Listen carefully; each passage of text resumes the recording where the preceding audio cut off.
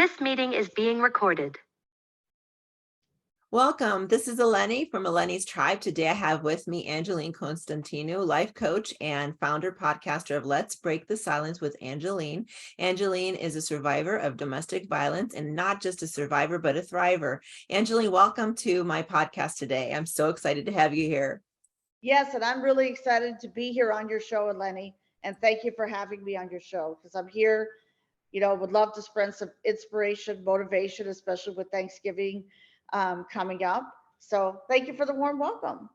My pleasure. So, Angeline, I'm just going to let you take it away. Give us a little bit of your background, and then you've got quite the story to tell. So, I'm going to let you tell it, and of course, I'll jump in here and there as the conversation flows. Great. Okay, so good morning or good afternoon, wherever you are listening. So my name is Angeline Constantinou. So I am a founder, podcaster, and life coach of my podcast, Let's Break the Silence with Angeline. So my podcast focuses on women having a voice, amplifying their voice, and helping them thrive after domestic abuse. So I share real life stories of domestic abuse survivors who have actually thrived, and they are thriving in business and in life. So my story began 13 years ago. So 13 years ago, I was in a very bad place, financially, spiritually. I was married to a man who I thought was going to be the love of my life. And this was back in 1989 in May. We got married at the Justice of the Peace in a small town outside of Rhinebeck, New York.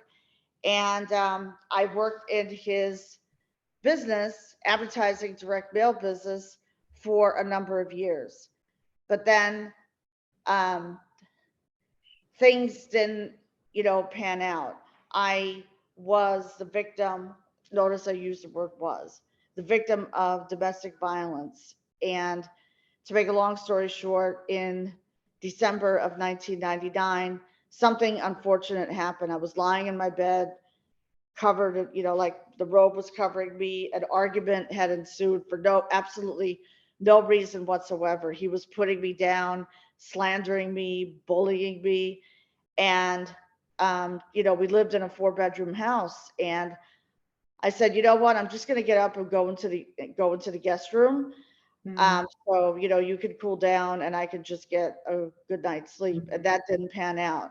Now, had he ever been physically violent up until that point, or was it mostly, which is just as damaging in my opinion, verbal and like mental abuse and name calling? Name calling, verbal abuse. Okay. There was nothing physical.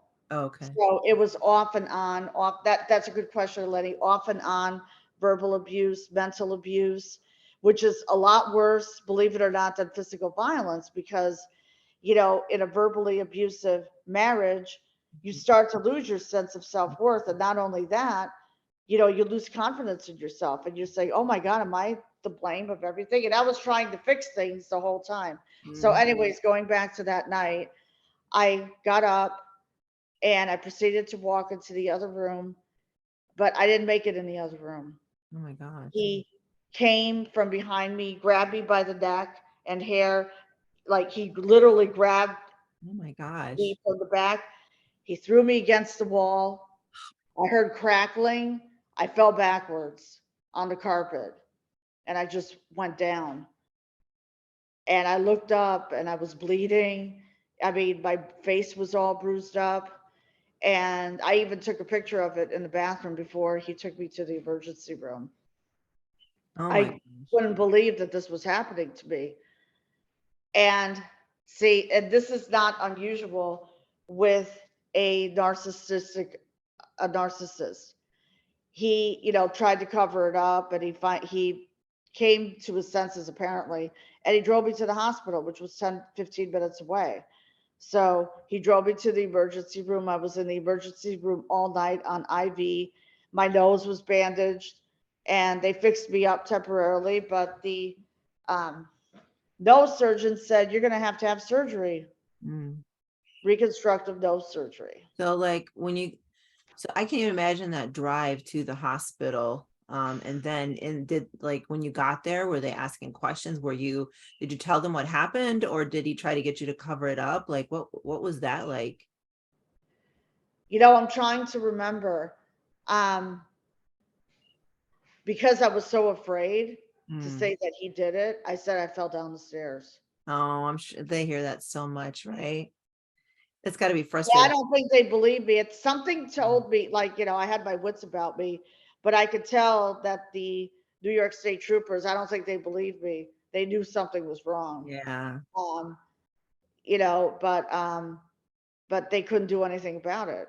Meaning you can't just put the cuffs on them and take right. them away. So, I felt shamed, and that's not unusual. You don't realize what you're going through. You think it's your fault, Mm, but in this case, it was sort of a wake up call for me. But I had the surgery, and I came home, and I was, bandaged up for a week, and then after that, they took the bandage off, and you know, things were supposedly back to normal. I was back to work, but it took its toll on me, mentally. mm, And for the next 7 years, I say 7 years, okay.